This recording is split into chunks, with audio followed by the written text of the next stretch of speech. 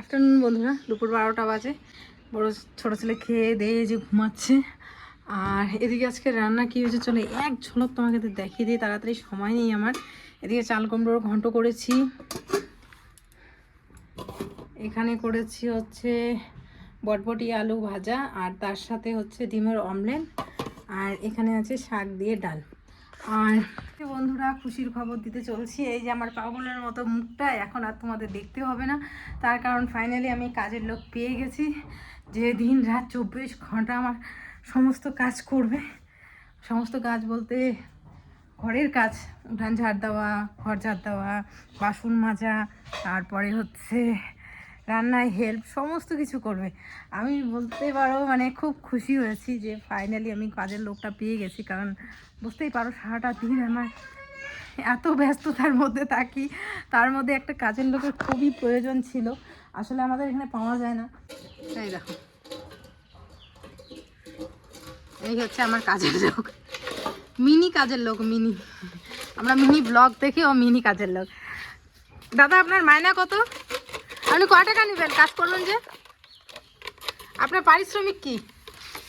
বাবা বাবা, তুমি যে আমার কাজ করে দিতেছো, তুমি কি তার বদলে কি নিবা? কি লাগবে তোমার?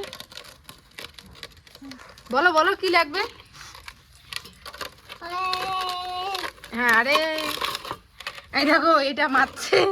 মানে এরকমই আর কি আমাদের কাজের লোক, ঠিক আছে? বাসন টাসন প্রথমে জল দিয়ে ধোয়ার প্রয়োজন নেই, এমনি মারতে হয়। ওরে বাবা, 10টা বাড়ি কাজ করি গো, সবাই আমার ক্লায়েন্ট, বিরিয়ানি খাবো আমি।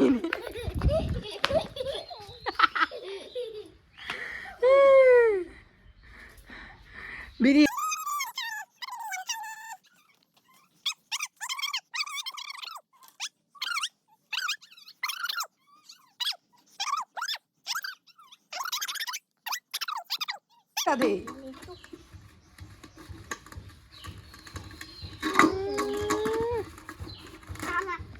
সব কাজ কর, খুব বেশি বেশি। কিনি বিরিয়ানি খাইনি দাদা বাবু গো, চাইছি তুমি রাতি গো, করি আনি খাইনি।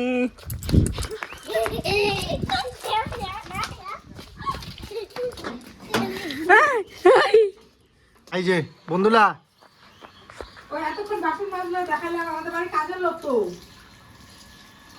কি অবস্থা দেখো। বাবা, এটা কি জিজ্ঞেস করতো? এটা কি রে? এটা কি? না না, এটা কোথায় বসছো তুমি? এটার নাম কি? কি নাম রাখছো এটা? আজকের থেকে এটা কি? Swimming pool. বন্ধুরা, এটা নাকি মিতাংশার সুইমিং পুল। তখন থেকে বলছে যে মা, এটা আমার সুইমিং পুল।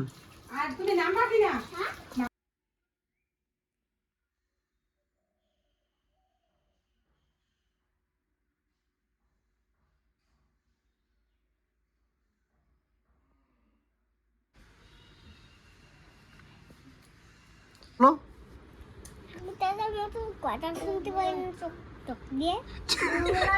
একটু আগে বললো যে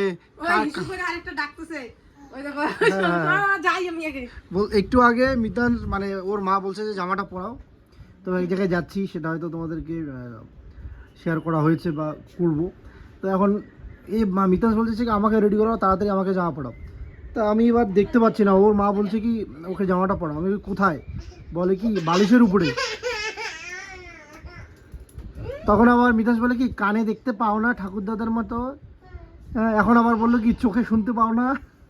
বাবা, চোখ দিয়ে দেখা যায়, কান দিয়ে শোনা যায়। হ্যাঁ হ্যাঁ, বলো এখন কি? পড়ো তো চশমাটা, চশমাটা পড়ো। এখন এদিকে দেখি। ওরে বাবা,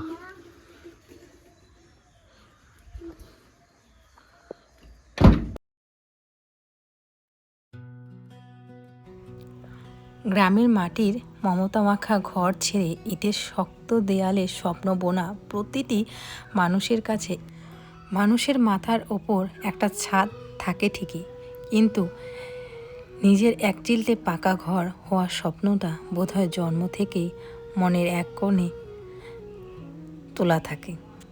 আজ সেই স্বপ্নের উঠোনে দাঁড়িয়ে আমি, দু চোখ ভরা আনন্দ আর বুকের এক অদ্ভুত শিহরণ।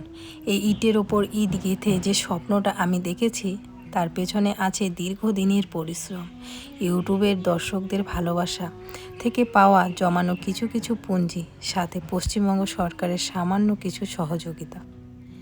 এই নিয়ে শুরু হয়েছিল আমার পথ চলা। এক একটা টাকা জমিয়ে আমি ভেবেছিলাম এই বুঝি আমার স্বপ্নটা পূর্ণতা পাচ্ছে। কিন্তু জানেন তো, স্বপ্নের রাস্তা সবসময় মসৃণ হয় না। শেষ মুহূর্তে এসে যখন সব কিছু থমকে দাঁড়াচ্ছিল, তখন বাধ্য হয়ে একটা কঠিন সিদ্ধান্ত নিতে বাধ্য হলাম। লোন। সত্যি বলতে মনের মধ্যে খুব কষ্ট হচ্ছিল। ঋণের বোঝা কারোই বা ভালো লাগে বলো? কিন্তু যখন ভাবলাম এই পাকা দেওয়ালগুলোর কথা, আমার নিজের এক টুকরো ঠিকানার কথা, তখন মনে হলো স্বপ্নের জন্য এইটুকু ঝুঁকি তো নিতেই হয়। সাধারণ এক গ্রামের বউ হয়ে আজ আমি আমার স্বপ্নের রাজপ্রাসাদ গড়ছি। লোন আছে ঠিকই, কিন্তু তার চেয়েও বড় আছে আত্মবিশ্বাস, আপনাদের ভালোবাসা আর আমার লড়াই। যদি এই ঘরটা পূর্ণতা দিতে পারি তবে আমার সার্থকতা। জানি না কত দূর যেতে পারবো, তবে চেষ্টা করতে ভয় নেই। আশীর্বাদ করবেন যেন এই ঘরেই সুখের প্রদীপ জ্বেলে ওঠে। লোন নেওয়া দুশ্চিন্তা আর অনাগত ভবিষ্যতের ভয় যখন মনের উপর পাহাড়ের মতো চেপে বসেছিল, তখনই ঠিক জীবনের এক সৌন্দর্য বৈপরীত্য আমি দেখতে পেলাম। এক পাশে ঋণের বোঝা আর অন্য পাশে একটি নতুন প্রাণের আগমনের উৎসব। ব্যাংক থেকে লোনের কাগজগুলো হাতে নিয়ে যখন বাড়ির পথে ফিরছিলাম, মনের ভেতরটা তখন অজানা আশঙ্কায় ভার হয়েছিল। মধ্যবিত্ত পরিবারের স্বপ্ন পূরণ করা কতটা যে কঠিন, বোধহয় এই ঋণের কিস্তিগুলোর কথা ভাবলেই টের পাওয়া যায়। মনের মধ্যে কতটা যে চিন্তা হচ্ছে সেটা একমাত্র আমিই জানি। আর এই মনের মধ্যে চিন্তাটা যখন বাইরে প্রকাশ হয়, সেই জিনিসটা সবার প্রথমে কাছের মানুষটাই লক্ষ্য করে। যেরকম আমার বর, আমার মুখ চোখ দেখেই বুঝতে পারছে যে আমি অসম্ভব চিন্তার মধ্যে আছি। কি হবে কি না হবে। যাওয়ার আগেও অনেকবার ওকে প্রশ্ন করছিলাম যে আমরা পারবো তো ঠিকঠাক, বা করতে কি হবে কি না হবে। ও বলছিল ভরসা রাখো, আমি তোমার পাশে আছি, কিচ্ছু হবে না, সব ঠিকঠাক হবে। সেরকমটাই, কিন্তু তবুও চিন্তা তো হয়, তাই না বলো? তো যখন ও বুঝতে পারলো আমার খুব চিন্তা হচ্ছে, তখন বলল যে চলো তোমাকে নিয়ে একটুখানি চায়ের দোকানে যাই। আমার মনটা যাতে একটুখানি ভালো হয় সেটারই চেষ্টা করছে ও। আসলে একঘেয়েমি বাড়িতে থাকতে থাকতেও আমার মনটা অনেকটা খারাপ থাকে, তোমরা জানোই। সেরকম কোথাও আমি যাই না, বাইরে তো এখন বেরো হইই না সেকেন্ড বেবি হওয়ার পরে। টুকটাক কোথাও যদিও যাই সেটাওই দরকারে, হয় কোথাও ডাক্তার দেখাতে গেলাম, না হলে কারো বাড়িতে গেলেও, ওই মামার বাড়িতে গেলেও ওই 1-2 ঘন্টার জন্য গিয়ে চলে আসা। সেইভাবে তো কোথাও যাওয়া হয় না। আজ অনেক বছর পর এইভাবে আমরা বেরোলাম, যদিও বা কাজেই বেরিয়েছি, কিন্তু তবু একটা মানে ঘুরতে যাওয়ার ফিলিংসটাও কেন জানি আসছিল যখন ওইখানে ধারের পাশে, নদীর ধারের পাশে বসে চা খাচ্ছিলাম। আমার মুখ চোখ দেখে বুঝতেই পারছো আমি কতটা চিন্তিত। একদিকে আনন্দ তো আছেই, বাহ এই তো আমার ঘরটা হয়ে যাবে, এই তো আমার ঘরটা হয়ে যাবে, এই একটা আনন্দ। কিন্তু তবুও মনের ভেতরে একটা মানে কীরকম জানি হচ্ছিল, সেটা আমি হয়তো বা তোমাদের সাথে ভাষায় প্রকাশ করতে পারবো না। রাস্তার ধারে অনেক তরমুজের দোকান বেরিয়েছে। বড় ছেলে দেখেই বলছে মা আমি তরমুজ খাবো। তো আমি বললাম যে ঠিক আছে বাবা, আমি কিনে দেব। একটা কথা বলবো বন্ধুরা, বলতে খুব ইচ্ছে করছে। যখন আমি মানে কি বলবো, যখন আমি নতুন নতুন বিয়ে হয়েছিলাম, যখন দোকান কোনো কিছুতে যেতাম, সবার প্রথমে দাম দেখতাম যে কোন জিনিসের দামটা কত। তো দেখার পর যদি দেখতাম যে হ্যাঁ আমি যতটুকু নিয়ে গেছি সেই টাকার মধ্যে সামর্থ্য, তাহলেই আমি কিনতাম, তাছাড়া কিন্তু আমি কিনতাম না। কিন্তু আজ তোমাদের এত এত ভালোবাসা, এত এত সাপোর্ট, নিজের পরিশ্রম, অবশ্যই নিজের পরিশ্রম, আজকে হয়তোবা এমন জায়গায় এসেছি যে এখন কিছু কিনতে হলে বা ছেলেদের মনের ইচ্ছা পূর্ণ করতে গেলে আর আমাকে ওই সেই দামটা দেখতে হয় না যে কত দাম আছে বা কি, অনায়াসে কিনে দিতে পারি। এটা অবশ্যই ভগবানের কৃপা, ভগবানের আশীর্বাদ। আর একটা কথা ঠিক, আমার দাদু আজকে চলে গেছে এই পৃথিবী ছেড়ে, কিন্তু দাদুর কথাগুলো এখনও আছে। সবসময় বলতো, অন্ধকার যদি তোমার জীবনে থাকে তাহলে আলো আসবেই, কারণ আর অভাব যদি থাকে তাহলে তো ভালো দিন আসবে। কারণ অভাব না বুঝলে বা অভাব না থাকলে মানুষের ভালো দিন আসে না, অভাব থাকলেই মানুষের ভালো দিন আসবে। আজ দাদু নেই পৃথিবীতে, কিন্তু দাদুর কথাগুলো আছে, আর আমার জীবনে প্রতিটা ক্ষেত্রে সেই জিনিসগুলো মিলে গেছে। এখানে এসে ছেলে তো মহা খুশি, ও বলছে মা আমি নিচে নামবো। আমি বললাম যে না। আর হাবি যাবে কিছু আমিও খাইনি, ছেলেদেরকেও দেইনি, কারণ এই কদিন আগেই তো বুঝতেই পারলে পেটের গন্ডগোল হলো, তো সেই জন্য কিছুই দেইনি। ওর বাবা একটা বিস্কিট কিনে নিয়ে আসলো, কিন্তু ওই যে একটা ঝোলানো কি প্যাকেট দেখলো, ওটা ছাড়বেই না কিছুতে। বড় ছেলে ছাড়বেই না, মানে ছাড়বেই না, ওটা ওকে লাগবে। তো যার কারণে ওই ঝুড়ি ভাজাটা ওকে কিনে দেওয়া হলো।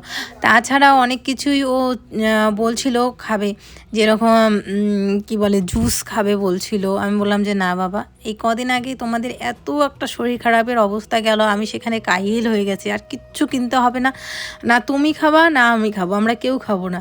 সত্যি বাচ্চাদের সামনে যদি আমরা খাই তখন ওদেরও মন চাবে যে আমি খাবো, সেই জন্য আমরা দুজনের মধ্যে কেউই খাইনি, চা খেয়েছি শুধু, ব্যাস, আর বিস্কিট।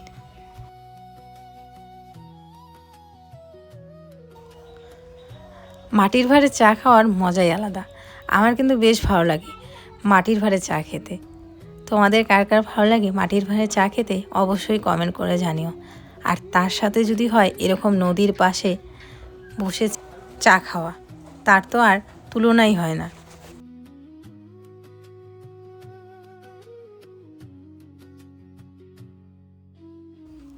যাক, ভালোই হলো, মনটা ফ্রেশ হলো, আর তার সাথে লোনের কাজও হয়ে গেল, অনেকটা শান্তি লাগছে। আর এত সুন্দর হাওয়া বইছে না, কি বলবো, পুরো বিকেলটা এই হাওয়াতে আমাদের মনটা পুরো শীতল হয়ে গেল।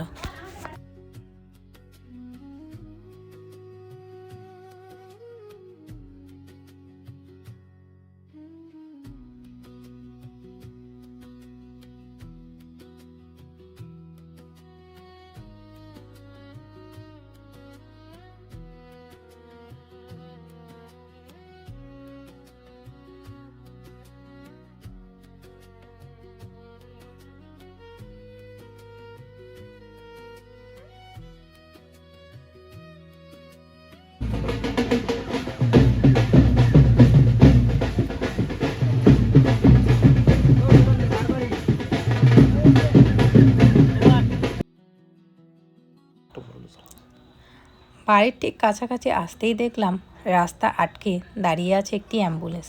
বুকটা ছ্যাঁত করে উঠল। গ্রামের সাধারণ মানুষ আমরা, অ্যাম্বুলেন্সের কথা শুনলেই সবার প্রথমে বিপদের কথা মাথায় আসে, কিন্তু পরক্ষণেই থমকে গেলাম। এ কি শুনছি আমি? অ্যাম্বুলেন্সের সাইরেন ছাপিয়ে কানে এলো ঢাক ঢোলের শব্দ আর সানাইয়ের সুর। অবাক হয়ে তাকিয়ে দেখি গ্রামের মানুষ উল্লাসে মেতেছে। পরে শুনলাম আজ এই গ্রামে এক পরিবারে লক্ষ্মী এসেছে, এক কন্যা সন্তান ভূমিষ্ঠ হয়েছে, আর তাকে বরণ করে নিতেই এই রাজকীয় আয়োজন। যে সমাজে আজও লোকে কন্যা সন্তান হলে দীর্ঘশ্বাস ফেলে, সেখানে এই দৃশ্য দেখে আমার চোখের কোণটা ভিজে এলো।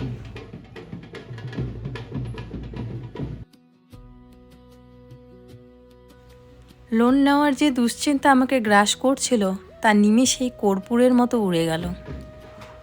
মনে হলো টাকা বা পাকা বাড়ি তো জীবনের শেষ কথা নয়, আসল সম্পদ হলো এই মানসিকতা।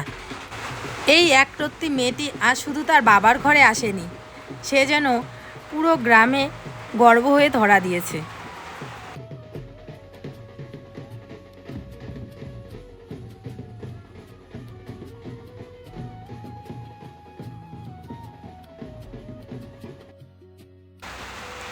বাড়ি ফেরার পথে এই দৃশ্যটা আমাকে এক নতুন শিক্ষা দিয়ে গেল। জীবনে সব অন্ধকার দূর করতে একটা ছোট্ট প্রদীপই যথেষ্ট। আজ বুঝতে পারলাম আমার স্বপ্নের বাড়ির দেয়ালগুলো ইটের হতে পারে, কিন্তু সেই ঘরের আসল সৌন্দর্য হবে এমন নির্মল আনন্দ আর ভালোবাসা। মেয়ে হয়ে জন্মানোটা অভিশাপ নয়, বরং গর্ভের, তা আজ প্রমাণ করে দিল আমাদের গ্রাম।